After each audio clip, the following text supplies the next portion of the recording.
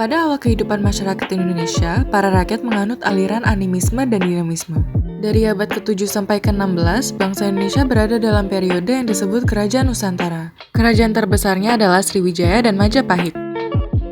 Periode Kerajaan Nusantara berakhir sebelum abad ke-20 karena adanya perpecahan internal dan kedatangan bangsa barat. Pada masa tersebut, bangsa Indonesia terus melakukan perlawanan yang masih bersifat kedaerahan dan tidak terorganisasi sehingga berakhir dengan kekalahan. Sesudah abad ke-20, perjuangan bangsa Indonesia berubah menjadi nasional. Banyak gerakan nasional di berbagai bidang yang bertujuan untuk mencapai kemerdekaan.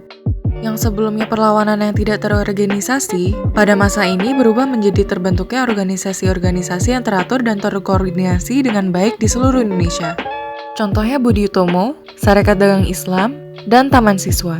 Pada tahun 1927 sampai 1938, perjuangan ditingkatkan yaitu menuntut kemerdekaan dengan cara yang tegas dan jelas.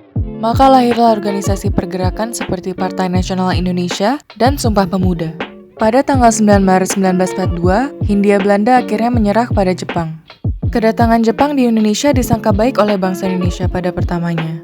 Nyatanya, Jepang tidak berbeda dengan Belanda. Pada masa penjajahan Jepang, terbentuk beberapa organisasi militer, seperti Putra, Peta, Fujinkai, dan lain-lainnya. Kedudukan Jepang makin memburuk, ancaman dari pihak sekutu pun makin hebat. Agar mendapat dukungan dari rakyat Indonesia, Perdana Menteri Jepang janji memberikan kemerdekaan kepada Indonesia. Janji itu direalisasikan dengan cara membentuk BPUPKI yang terdiri dari 60 orang anggota yang mencerminkan perwakilan dari berbagai daerah dan suku di Indonesia.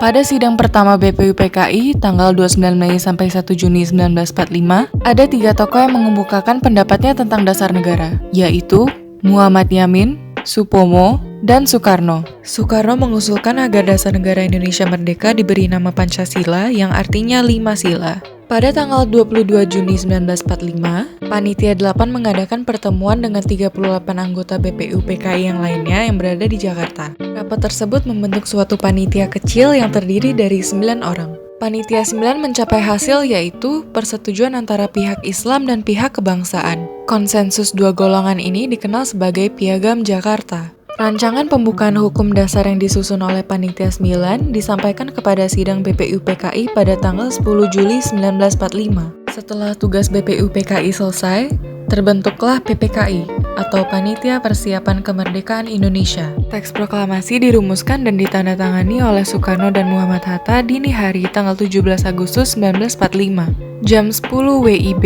di hari yang sama, teks proklamasi dibacakan oleh Soekarno di Jalan Pegangsaan Timur nomor 56 Jakarta. Pada waktu petang, datang utusan dari Indonesia Timur menghadap Muhammad Hatta. Mereka mengatakan keberatan atas kalimat dalam rancangan UUD 1945 dan akhirnya PPKI menetapkan UUD 1945 dengan perubahan dasar negara dirumuskan menjadi ketuhanan yang Maha Esa, kemanusiaan yang adil dan beradab, persatuan Indonesia, kerakyatan yang dipimpin oleh hikmat kebijaksanaan dalam permusyawaratan perwakilan, keadilan sosial bagi seluruh rakyat Indonesia. Kedua, Soekarno dan Muhammad Hatta diangkat sebagai presiden dan wakil presiden. Dan terakhir, tugas-tugas presiden sementara dibantu oleh Komite Nasional. Sekian penjelasan Pancasila dalam konteks sejarah perjuangan bangsa Indonesia. Terima kasih atas perhatiannya, dan sampai jumpa di lain hari. Bye!